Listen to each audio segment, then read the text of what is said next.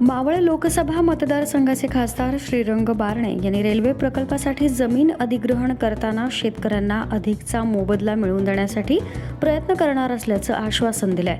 बदलापूर ते कर्जत या रेल्वे मार्गावर 2 नवीन मार्गिका टाकण्याचा आणि काही रेल्वे फाटकांच्या ठिकाणी उड्डाणपूल उभारण्याचा प्रकल्प राबवला जाणार आहे.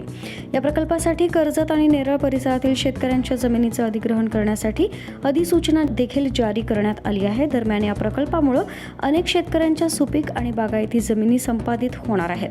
त्यामुळे अनेक कुटुंबांच्या उदरनिर्वाहाचा प्रश्न निर्माण होण्याची शक्यता आहे. या पार्श्वभूमीवर सामाजिक कार्यकर्ते महेश भगत यांनी खासदार श्रीरंग बारणे यांना निवेदन देत शेतकऱ्यांना चालू बाजारभावापेक्षा जास्त मोबदला देण्याची मागणी केली आहे. तसंच बाधित कुटुंबातील एका सदस्याला रेल्वे सेवेमध्ये कायमस्वरूपी नोकरी देण्याची मागणीही करण्यात आली आहे. कर्जत ते शेलू दरम्यान असलेले रेल्वे फाटक बंद करून त्या ठिकाणी उड्डाणपूल बांधण्याच्या निर्णयाचे स्वागत करण्यात येत असलं तरी या विकास कामांमुळे शेतकऱ्यांचं नुकसान होऊ नये यासाठी योग्य मोबदला मिळणं आवश्यक असल्याचं मत स्थानिक शेतकऱ्यांनी व्यक्त केलं आहे. या संदर्भात खासदार श्रीरंग बारणे यांनी लवकरच मध्य रेल्वेच्या महाव्यवस्थापकांची भेट घेऊन हा प्रश्न मांडणार असल्याचं सांगितलंय.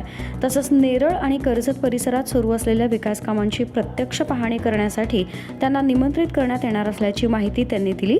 दरम्यान शेतकरी प्रतिनिधी महेश भगत यांनी सांगितलं की कर्जतच्या रेल्वे फाटक प्रश्नावर होणाऱ्या उड्डाणपुलाच्या निर्णयाचे आम्ही स्वागत करतो. मात्र या विकास कामांमुळे ज्या शेतकऱ्यांच्या जमिनी किंवा घरं जाणार आहेत त्यांच्या भविष्याची जबाबदारी सरकारनं घ्यावी अशी आमची मागणी आहे. आता या प्रकरणात शेतकऱ्यांना किती मोबदला मिळतो आणि सरकार याबाबत काय निर्णय घेतं याकडे सर्वांचं लक्ष लागलंय.